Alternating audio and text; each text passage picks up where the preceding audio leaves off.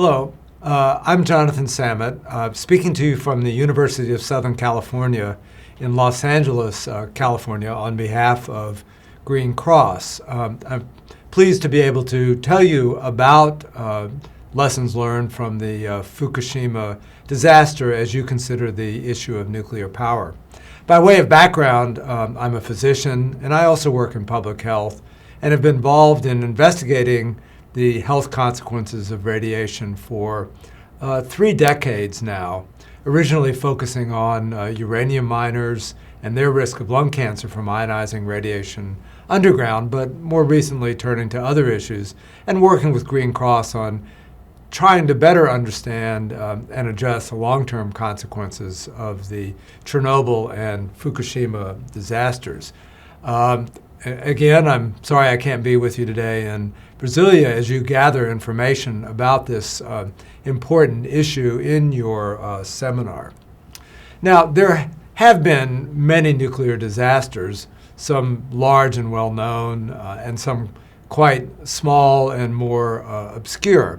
This map shows a plot of some of those disasters, the red circles, and of course there are many. There are many nuclear reactors and other nuclear devices in operation, and there have been things that have gone wrong, as you know, and as you know also, things can go very, very wrong.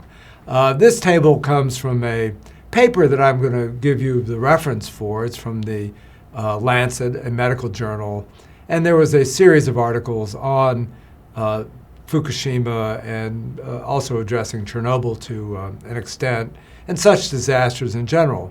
Here are listed 5 of the largest, most serious disasters. One in the Urals in Russia, the Keshtim disaster in the 50s, Windscale in the UK, 3 Mile Island, of course, in the United States, and then Chernobyl and Fukushima. And this table is useful. You may take some time to study it because it tells you what happened with each of these in general and what the population was exposed to and who was exposed. Now, there are multiple ways that a nuclear disaster can cause harm. The best known, of course, is radiation, very high levels of radiation exposure that particularly workers might be at risk for, can cause radiation sickness and even death. And of course, there's the immediate psychological stress, perhaps of evacuation, knowing that there's a nuclear disaster in progress. And there may be short-term consequences, anxiety, depression from being displaced, and then longer-term psychological consequences as shown in the bottom half of the slide. Of course, radiation exposure increases risk for cancer, and perhaps less well known is that we're now finding evidence, particularly from the atomic bomb survivors, that there may be consequences for increased risk of cardiovascular disease, heart disease as well. And then, as I mentioned, long-term risk for depression, anxiety, and PTSD, that is post-traumatic stress disorder. Now, again, from this same idea of broad consequences of a nuclear disaster, here are listed many, and you'll note that, of course, death is included on the list. That did happen in Chernobyl. Radiation exposure, the general exposures and concern to contaminated foods, an important issue, particularly around children who may be exposed to I-131. So again, as we think about what might happen after a nuclear disaster, don't just think radiation and cancer, which is where much of our thinking usually goes. Again, back to the Lancet and lessons learned, this diagram sketches out elements of what could happen with a nuclear disaster and then what is needed to manage the disaster, ranging from monitoring, finding out what people are exposed to, evacuation, giving iodine to protect the thyroid glands, particularly of children, the many different issues related to decontamination, mental health care, helping healthcare providers understand what they need to do, and being prepared. So there's a lot in this diagram simply signaling that there's an awful lot to think about around the context of a nuclear disaster. Now we're going to turn to the Fukushima disaster, a most unfortunate occurrence reflecting the confluence of the earthquake, the tsunami, and then the failures of safeguards at the plants at Fukushima Daiichi. So here was an opportunity to hope that we can do better than what followed at Chernobyl. At Fukushima, as elsewhere, there was concern about the psychological consequences, the mental stress. Every culture has a way of dealing with such problems, and they certainly were important and have remained important for Japan. So what happened, of course, I mentioned already the failure of the cooling systems when the ability to generate auxiliary power was ended because of the flooding of the generators, the meltdown, the release of cesium-134 and 137, of course, I-131, which is taken up into the thyroid gland, and more than 150,000 people evacuated, some never to return to their homes. There were immediate challenges and, of course, ongoing challenges as we enter the 5th year after the disaster. And again, there's still decontamination efforts underway. There's the challenge faced at the plant of contaminated water, very, very, very large quantities. And of course, people are still displaced, and some are in quite minimal housing settings. At Fukushima, as at Chernobyl, the cleanup workers were the most exposed, many reaching occupational exposure limits for radiation. And an epidemiological study, a follow-up study of the cleanup workers has been started to look towards finding any adverse health consequences of their exposure. So at Fukushima, like Chernobyl, of course, the highest group was, the exposed group was the workers. Now, the cancer problem is the best studied aspect of radiation exposure. We have ways to assess the risks.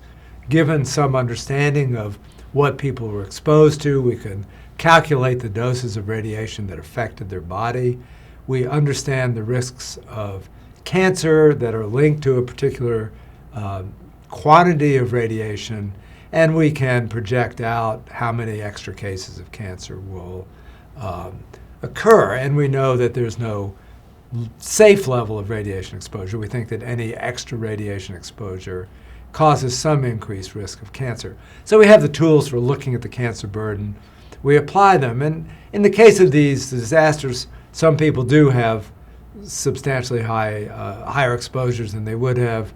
Fortunately, in general, the general population will have a lower exposure because the radiation is diluted away from the plant.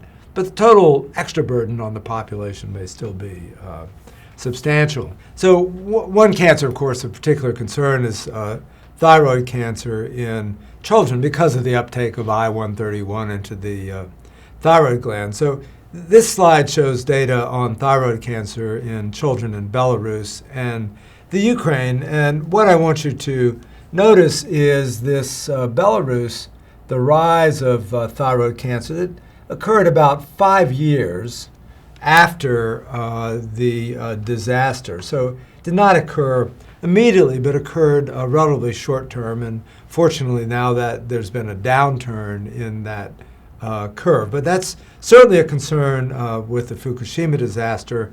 And it's one that has been looked at through thyroid cancer screening.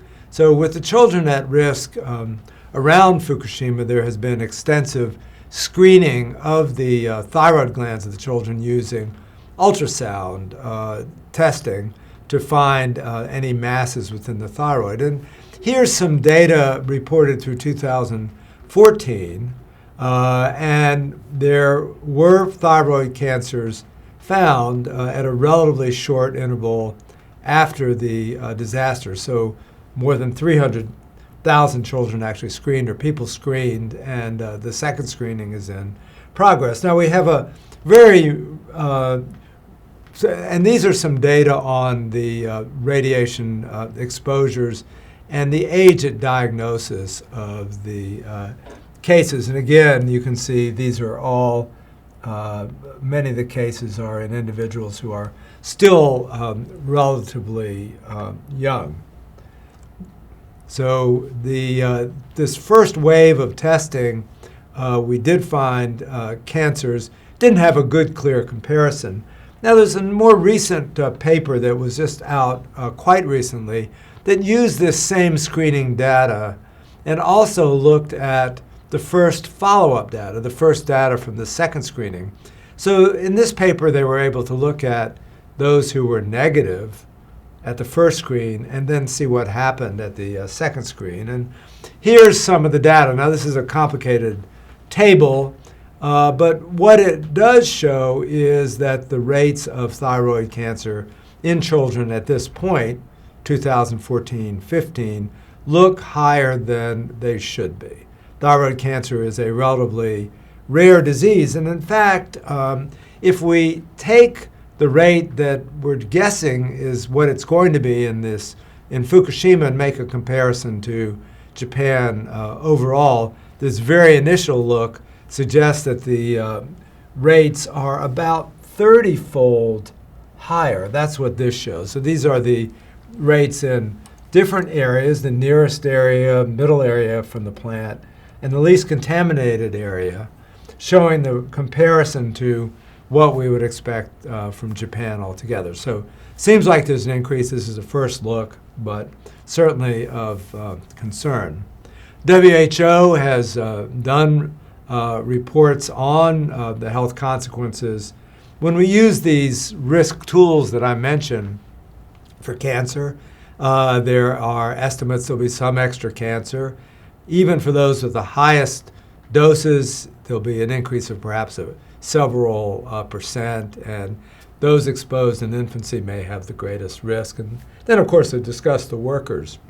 But you might notice what I highlighted under mental health. The psychological impact of the Fukushima accident may outweigh other health consequences, and that's an important lesson from Chernobyl. Now, we have done a report working with Green Cross, just trying to get a sense of how many people were exposed to the plant. Now, as a consequence of the disaster, to radiation. So you could, on the one hand, say that many people were exposed, people all across Japan worried about their exposure to radiation from the disaster. But on the other hand, what we tried to do was get at those for whom the radiation monitoring indicated that they had actually been exposed. So we used maps of how the plume of radiation traveled after the disaster, and that is what is shown here in this color, the lighter color indicating the spread of radiation. It did reach to Tokyo. Now, of course, the dose was far lower. The dose rate was far lower than what was experienced at around the plant at Fukushima. So the red would be the highest, and the deep blue would be the lowest. So you can see, of course, the exposure rates, the dose rates were highest adjacent to the plant. But when we put all those numbers together, our figure was that the number exposed to extra radiation could be as high as 32 million people. Of course, many people were evacuated, and some will not return to their homes, as I mentioned. And the psychological and non-cancer problems are going to be the major health consequences from the disaster. So let me close by pointing you to a few resources. Our report is available online, and I would also refer you to this issue of The Lancet, a leading worldwide medical journal that has an important series of articles on Fukushima and radiation disasters in general. And I think there you'll find sort of more scientific facts, of course, than I could put into this very brief presentation. So I'm sorry I can't be with you to make this presentation in person, and if I can be of assistance as you consider nuclear power in Brazil, please reach out to me and contact me. Thank you.